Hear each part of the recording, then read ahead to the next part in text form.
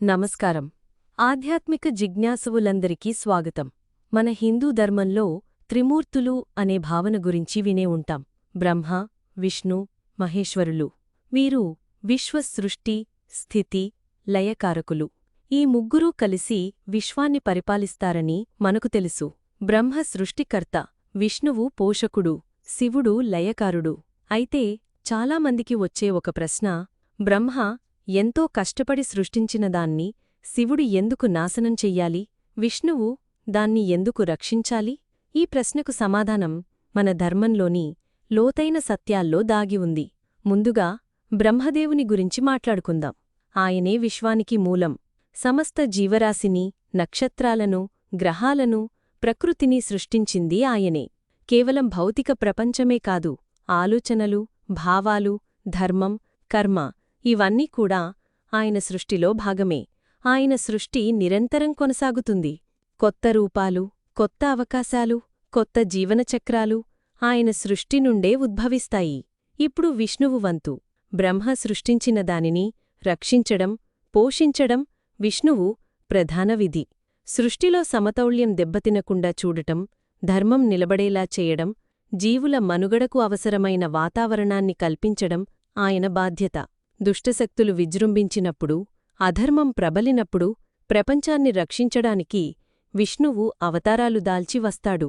ఆయన ప్రేమ, కరుణ, సంరక్షణకు ప్రతీక. చివరగా లయకారుడు శివుడు. లయం అంటే పూర్తిగా నాశనం చేయటం కాదు, ఒక చక్రానికి ముగింపు పలకడం. పాతది అంతమైతేనే కొత్తది పుట్టడానికి అవకాశముంటుంది.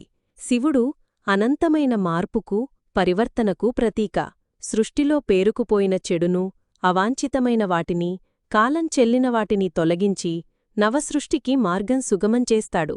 ఆయన నాట్యం, తాండవం సృష్టి, స్థితి, లయ అనే చక్రానికి ప్రతీక. ఆయన నాశనం చేస్తాడు, కాని అది తిరిగి సృష్టించడానికి పునాది.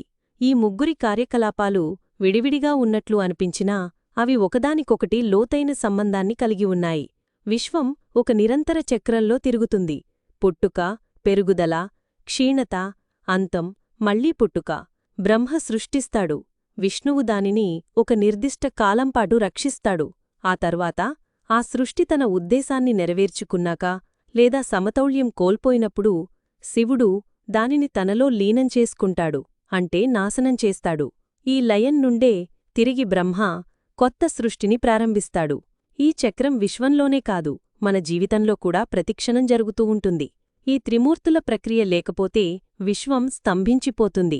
పాతది పోకుండా కొత్తది రాదు, చెత్తను తీసివేయకుండా ఇల్లు శుభ్రం కాదు. అలాగే దుష్టశక్తులు, అధర్మాలు పేరుకుపోయినప్పుడు వాటిని అంతంచేయకపోతే ధర్మం నాశనమవుతుంది.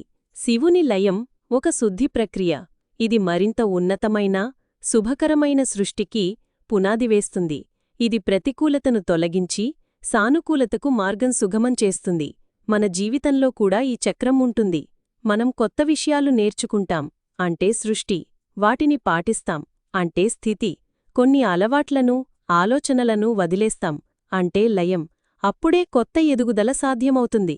ఈ త్రిమూర్తులు ఒకే పరమాత్మ యొక్క మూడు విభిన్న కోణాలు. సృష్టికర్త, పోషకుడు, లయకారుడు.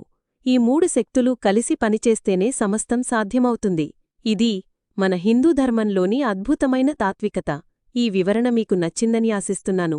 త్రిమూర్తుల పాత్రల గురించి మీకేమైనా సందేహాలు ఉంటే కామెంట్లలో తెలియచేయండి.